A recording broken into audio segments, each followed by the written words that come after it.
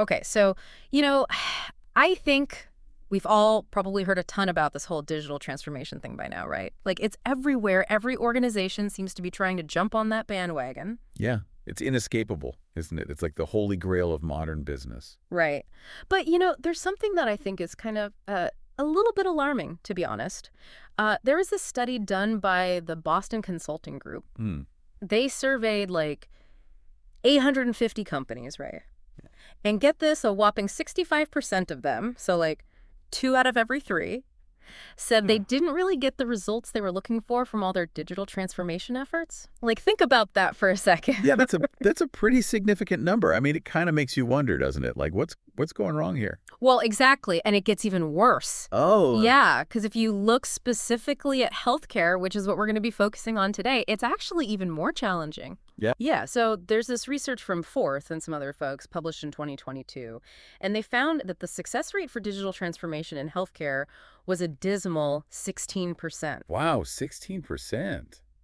That's really low. Yeah, really, really low. So, when you see numbers like that, it really makes you step back and think, like, what is it about healthcare specifically that makes this so difficult? Yeah, that's a great question. I mean, I think healthcare is kind of unique in a lot of ways, right? Like Yeah. the stakes are incredibly high. Mm. You're dealing with people's lives, so there's very little room for error. Right. Patient safety is paramount. You can't mess around with that. Absolutely. And then on top of that, you've got this whole web of regulations, Yeah, right? right. Which are constantly changing. Yeah. And then there are, of course, the ethical considerations, especially when it comes to patient data, like privacy and Oh confidentiality. my gosh, absolutely. That's a huge one. Yeah, and then, best practices are constantly evolving in healthcare, right? Like what's considered cutting edge today might be obsolete tomorrow. It's true. It's a very fast-moving field. So, we know that the landscape is tough, especially in healthcare, like we've been talking about. But today, we're not just going to focus on all the doom and gloom, right? No, no, no. We actually want to dive deep into some research that's actually quite optimistic, and it looks at a really crucial aspect of digital transformation that often gets overlooked, and that is the people. The human factor. The employees. Yeah. Yeah, exactly. Right. So how they actually influence the success of this whole data-driven digital transformation thing. Makes sense. Yeah. Because at the end of the day, it's people who are implementing these changes. Right. And it's the people who are being impacted by them. So the sources that we've been looking at for this deep dive, they kind of come at it from this thing called a socio-cognitive perspective. Oh. Have you heard of that before? Yeah, I'm familiar with the general idea. It's basically about how our social environment, our thoughts, and our behaviors, like, all interact and influence each other. Right, and how those interactions actually shape the outcomes of things like digital transformation initiatives. Yeah, because, I mean, let's be honest, it's not just about the technology. Right. It's about how people use it, Exactly, and how they feel about it, how they adapt to it. all of that. Yeah. So I think our mission today is to really pull out the key insights from this research so we can understand how absolutely essential employees are in making these things actually work, Yeah, to make digital transformation actually transform something, right? Yeah. Yes. Exactly. For the better, hopefully. Absolutely. Okay, so before we jump into all the nitty-gritty, let's make sure we're all on the same page about some key terms, Right. just to avoid any confusion. So the research that we've been looking at from Papananu and some colleagues, it was published in 2022. They make this really important distinction between just digital transformation, kind of the general term, Right. and something called data-driven digital transformation. Okay, so like what's the difference? Yeah, what's the key difference there? What makes it data-driven? Well, I think the key thing here is the emphasis on data, right? So like regular digital transformation might involve adopting new technology for, various things in the organization. Sure. But when it's data-driven, it's specifically about using data and technology to really fundamentally change how the organization functions, like its core capabilities and even its structure. So it's not just about, like, digitizing your records or something. Yeah, exactly. It's not just about like taking what you already do and putting it online. Right. It's about using the data that you gather to make better decisions and to actually redesign how you do things. So it's more strategic. Much more strategic, yeah. It's about leveraging the insights that you get from data to actually improve the way you operate. Gotcha. So, like, using data to actually inform and drive the transformation. Exactly. It's not just about having the technology. It's about using it intelligently. I like that, using it intelligently. Okay, that makes a lot of sense. Yeah. So it's not just about, like, having the fancy gadgets, you know? Right. It's about using the information that you gather from those gadgets to actually make better decisions and ultimately improve things for everyone involved. Yeah, that's the goal, right? To make things better. To make things better, yeah. Okay, so another term that pops up a lot in this research is operational productivity. Mm-hmm. And I think it's important to kind of define that, especially when we're talking about something like healthcare, right? Absolutely. So what does operational productivity actually mean when we're talking about, like, a hospital setting? So imagine you're running a hospital, Right. right? You have a limited amount of resources, staff, equipment, supplies, all that stuff. Mm-hmm. Operational productivity is basically about how efficiently you're using those resources to deliver the best possible patient care. Okay, so, like, getting the most out of what you have. Exactly. It's like how much output are you getting for a given input? So if you can achieve the same or even better outcomes for your patients while using fewer resources, that's higher operational productivity. So it's about working smarter, not harder. Yeah, I like that. Working smarter, not harder. It's about streamlining processes, eliminating waste, and making sure everyone is working as effectively as possible. Right, making the most of what you've got. All right, so now let's talk about the framework that underpins a lot of this research, which is called Socio-Cognitive Theory. Right. It might sound a bit academic, but I think it's a really powerful way of understanding how all of this stuff actually works in the real world.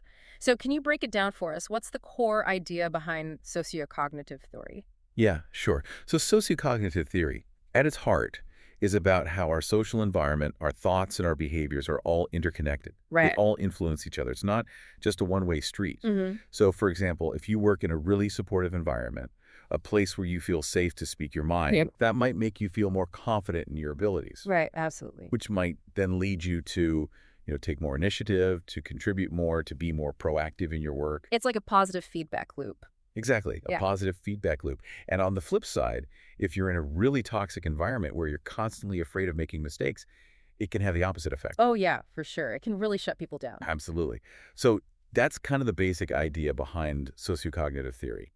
It's all about how these different factors interact to shape how we think and how we behave. Okay, that makes sense. It's like a more holistic view of how people function within organizations, taking into account not just their individual characteristics, but also the context they're in, Exactly. It's not just about the individual, it's about the system. the system. Right. Okay, so within this theory, the research specifically focuses on two key concepts: psychological safety and employee-led process improvement. Mhm.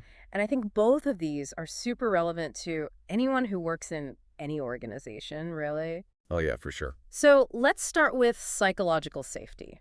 What does that actually mean in a workplace setting? Yeah. So psychological safety basically means that employees feel safe to speak up, to share their ideas, even if those ideas are kind of crazy or out there. Right. It means feeling safe to ask questions, even if those questions seem basic or silly. So, like, no dumb questions. Exactly. No dumb questions.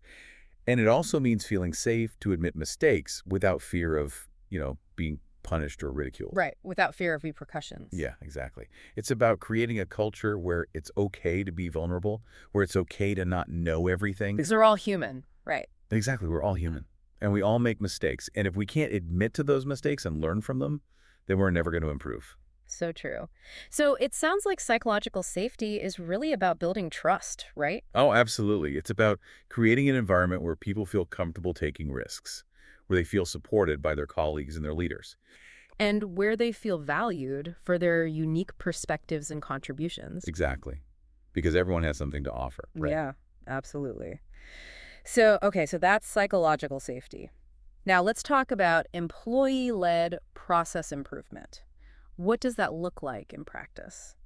So employee-led process improvement is basically about empowering employees to identify and implement improvements to the way things are done in the organization. Okay, so it's about giving employees more ownership over their work. Exactly. It's about tapping into their knowledge and their experience because they're the ones who are actually doing the work day in and day out, right? Right, they're the ones on the front line. Exactly. So they often have the best insights into how things could be done more efficiently, more effectively, and more safely. So it's about harnessing that frontline wisdom. Yeah, I like that. Harnessing that frontline wisdom. It's about creating a culture where employees feel empowered to speak up and say, hey, I think we could do this better. And where their suggestions are actually taken seriously.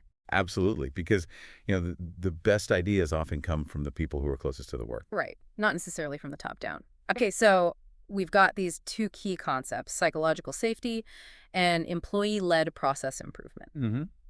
Now, how do these things actually relate to the success of data-driven digital transformation and ultimately operational productivity? What's the connection there? Okay, so the central argument that this research is making is that psychological safety is like the foundation. Oh, It great. creates the conditions for everything else to happen. So when employees feel safe, they're more likely to engage in employee-led process improvement, right?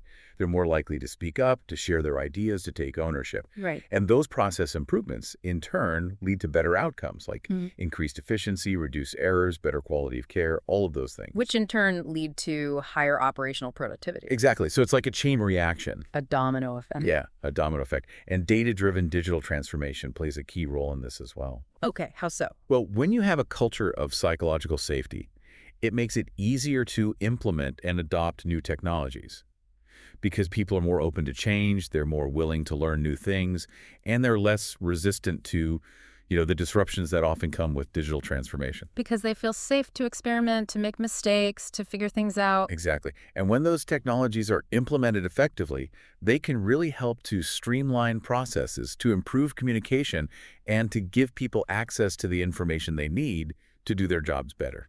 So it's like technology can be a powerful tool for amplifying those process improvements that are being driven by employees. Exactly. It's about using technology to support and enhance the work that people are already doing. Right, not to replace them or to control them. Exactly. So it's all about creating the synergy between people and technology. Okay, I like that. Yeah. Synergy between people and technology. Now, the research actually looked at 3 specific ways that these things might be connected, which they called hypotheses. Right. So let's break those down one by one. The first hypothesis focuses on employee-led process improvement as the link between psychological safety and operational productivity. So how does that work? What's the logic there? So the idea here is that when people feel safe at work, they're more likely to be engaged and proactive, right? They're more likely to be thinking about how to improve things, how to make things better. Because they're not afraid to rock the boat. Exactly. And when they see something that could be done better, they're more likely to speak up and suggest a change. Right. And when those suggestions are implemented, it can lead to all sorts of positive outcomes. Yeah. Fewer errors, more efficient use of resources, better quality of care. Which all contribute to higher operational productivity. Exactly. So employee-led process improvement is basically the mechanism through which psychological safety leads to better performance. Gotcha. So it's like safety leads to engagement, which leads to improvement, which leads to productivity. That's the basic idea. Okay, cool. Now, the second hypothesis looks at data-driven digital transformation as the mediator between psychological safety and operational productivity. So how does that connection work? So this hypothesis is saying that when you have a culture of psychological safety, it creates a more positive and open environment overall. People are more willing to embrace new ideas, they're more comfortable with change, and they're more likely to see the potential benefits of digital transformation. So it's like safety creates a fertile ground for innovation. Exactly. It removes a lot of the fear and resistance that can often hinder digital transformation efforts. Right, because people aren't so worried about like losing their jobs or being replaced by robots. Exactly. They're more likely to see technology as a tool that can help them do their jobs better. And when they're on board with the technology, they're more likely to use it effectively, which can then lead to all sorts of productivity gains. Exactly. So it's like psychological safety creates the conditions for successful digital transformation, which then drives operational productivity. Okay, that makes sense. Now, the third hypothesis is a little bit more complex. It suggests that both employee-led process improvement and data-driven digital transformation serially mediate the relationship between psychological safety and operational productivity. Can you break that down for us? What does serially mediate mean in this context? Yeah, so serially mediate basically means that these two things, employee-led process improvement and data-driven digital transformation, they work together in a sequence. Okay. It's not just that one or the other is important, it's that they both play a role and they build on each other. So it's like a 1-2 punch. Yeah, kind of like that. So the idea is that when employees feel safe, they're more likely to engage in employee-led process improvement, right? We've already talked about that. Mm. And those process improvements can actually make it easier to implement and adopt new technologies effectively. Okay, so how does that work? Well, for example, let's say that employees identify a bottleneck in a particular process. Yeah. Through their employee-led process improvement efforts, they might come up with a way to streamline that process to make it more efficient. Mm-hmm. And then they might realize that there's a digital tool that can help them automate some of those steps, or to track data more effectively, or to improve communication. So the process improvement actually paves the way for a more targeted and effective use of technology. Exactly. It's not just about throwing technology at a problem. It's about using technology strategically to support the improvements that are already happening on the ground. Right. It's like the employees are the ones who identify the need, and then the technology comes in to help them meet that need more effectively. Exactly. So it's this really cool interplay between people and technology. And when you have both of those things working together, it can lead to some really significant gains in operational productivity. So it's like 1 + 1 = 3. Yeah, exactly. The whole is greater than the sum of its parts. I love that. Okay, so these hypotheses are all really interesting, but this wasn't just a theoretical exercise, right? They actually did some real-world research to test these ideas. Yeah, they did. So tell us about that. What did they do? So they conducted a survey of 183 healthcare providers in Australia. Okay. And they asked them a bunch of questions about their experiences with psychological safety, employee-led process improvement, data-driven digital transformation, and operational productivity. So they were trying to see if there was actually a correlation between all these things? Exactly. They wanted to see if their hypotheses held up in the real world. Right. And what did they find? Well, the results were actually pretty amazing. They found support for all three of their hypotheses. Wow, all three. Yeah, all three. So it seems like there really is a strong connection between psychological safety and operational productivity. And it works through those two pathways: employee-led process improvement and data-driven digital transformation. Exactly. And they also found that the serial mediation effect was significant, meaning that those two pathways work together in a sequence to drive productivity gains. So it's not just an either-or situation. It's about both. Yeah, both are important. Yeah. And they also found that the total indirect effect of psychological safety on operational productivity was significant. What does that mean?